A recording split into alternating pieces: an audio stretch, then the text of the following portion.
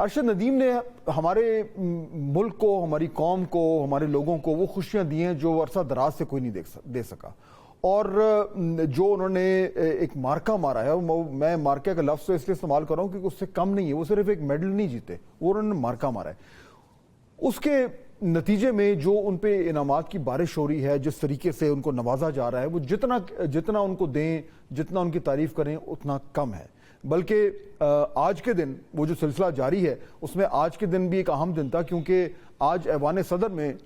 صدر پاکستان نے جو ہے وہ ان کو ہلال امتیاز سے نوازا، اور اس کے بعد ان کو ایک بہت بڑا کیش پرائز بھی میرے خیال میں 10 کروڑ روپے کا ان کا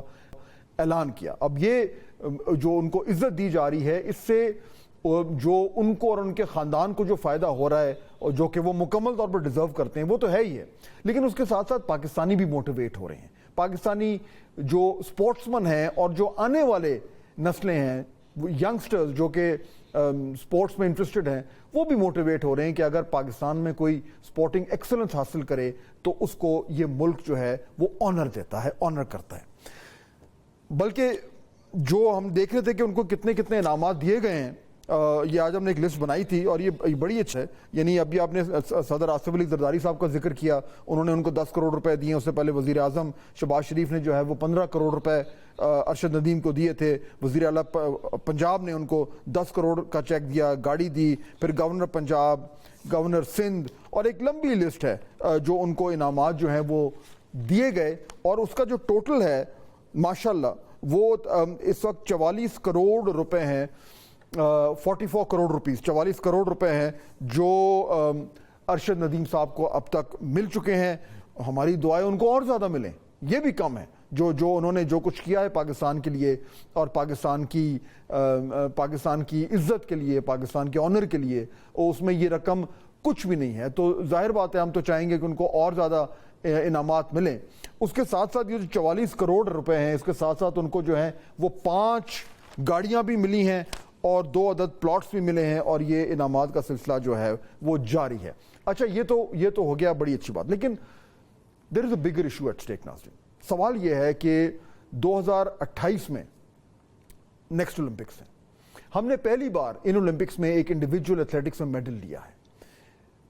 ارشد ندیم کی اس آنر کے بعد ہونا تو یہ چاہیے کہ ہم پورا سسٹم، پورا ملک، پوری گورنمنٹ موٹیویٹ ہو جائے، اور وہی کہے کہ جی ہم نے 2028 کے اولمپکس میں ایک نہیں 10 میڈل لینے ہیں، لیکن وہ 10 میڈل جو ہیں وہ ایسے ہی نہیں آ جائیں گے۔ وہ اس کے لیے آپ کو پلاننگ کی ضرورت ہے، اس کے لیے آپ کو پالیسی کی ضرورت ہے، اس کے لیے آپ کو ویژن کی ضرورت ہے، اس کے لیے آپ کو ایک سپورٹنگ سٹرکچر کی ضرورت ہے۔ وہ سپورٹنگ سٹرکچر کیا ہے؟ پاکستان کی ایک سپورٹس پالیسی ہے۔ اگر آپ پاکستان سپورٹس بورڈ کی ویب سائٹ پہ جائیں تو وہاں پہ وہ رکھی ہوئی ہے۔ آج جب میں اس کو ریسرچ کر رہا تھا، ہماری ٹیم اس کو ریسرچ کر رہی تھی، پتہ یہ چلا کہ پاکستان کی جو سپورٹس پالیسی ہے وہ 2005 میں بنی تھی،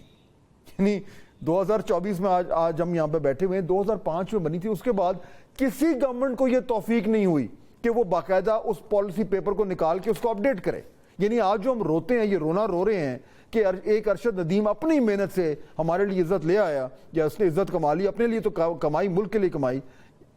آگے ملک نے کیا کرنا ہے۔ یہ سپورٹس پالیسی جو ہے اس میں بڑی اچھی باتیں لکھی ہوئی ہیں کہ ہم یہ بھی کریں گے، وہ بھی کریں گے، پروونشل لیول پہ اس طرح کا انفراسٹرکچر ہوگا، کمپٹیشنز ہوں گے، ڈسٹرکٹ لیول پر ہوگا، تحصیل لیول پر ہوگا، اسکولوں میں ہوگا، بڑی اچھی باتیں لکھی ہوئی ہیں، کچھ نہیں ہو رہا اس میں سے۔ تو آج اگر ہم نے 2028 کے لیے تیاری کرنی ہے، اور یہ سپورٹس پالیسی جو ہے میں آپ کو بتا بھی دیتا ہوں اگر آپ سننا چاہیں، وہ کہتے ہیں پہلے کلب لیول پر ٹورنامنٹ کا انعقاد کروانا ہے، اس کے بعد تحصیل اور ضلع کی سطح پر ٹورنامنٹس کے انعقاد ہوں گے، ضلع کی سطح کے بعد صوبے کی سطح پر جو ہے وہ بھی ہوں گے، اور اس کے بعد پھر کھلاڑیوں کو جو ہے وہ قومی ٹیم پہ جو ہے وہ لایا جائے گا۔ 44 فیڈریشنز ہیں ہمارے پاس، 44 فیڈریشنز ہیں۔ یہ کیا کر رہی ہیں فیڈریشنز؟ یہ آپ ان کی اگر لسٹ دیکھیں تو اس میں کوئی ایسی گیم نہیں ہے جو نہ ہو، لیکن سوال یہ پیدا ہوتا ہے کہ یہ جو ایک راٹن سسٹم ہمارا بنا ہوا ہے سپورٹس کا، اس میں کون کیا کر رہا ہے؟ کبھی کسی نے ان سے پوچھا ہے؟ کوئی ان کو ٹارگٹس دیے گئے ہیں؟ کوئی ان کو ایک ویژن دیا گیا ہے؟ یہ جو ایک لمبی چوڑی لسٹ ہے، ان کو ہم آپ کو یہ بھی ڈیٹا دے سکتے ہیں کہ ان کو کتنے پیسے دیے جا رہے ہیں، لیکن آج مجھے بتائیں کہ کوئی ایک شخص اوپر سے نیچے تک یہ کہے کہ جی ہمارا اب 2028 کے لیے یہ پلان ہے، یہ سپورٹس ہیں، اس طریقے سے ہم چلیں گے، اتنے میڈل جو ہیں ہماری ٹارگٹ ہے، وہ ملیں وہ بات کی بات ہے، لیکن ایک ٹارگٹ تو ہو، ایک ویژن تو ہو، ایک آپ کو نظر تو آ رہا ہو کہ ہمارا یہ ہدف ہے۔ اگر آپ جا کے یہ فیڈریشن کے نام دیکھیں، پھر آپ دیکھیں ان کو کون کر رہا ہے، پھر آپ ان سے پوچھیں کہ آپ لوگ کر کیا رہے ہیں۔ وہ جو سپورٹس پالیسی بنائی ہوئی ہے 20 سال پرانی، آج کسی نے یہ کہا ہے کہ جی ہم اس سپورٹس پالیسی کو آگے لے کے چلتے ہیں۔ ارشد ندیم کو انعامات دے کر، جو کہ وہ فلی ڈیزرو کرتے ہیں، اگر ہمارے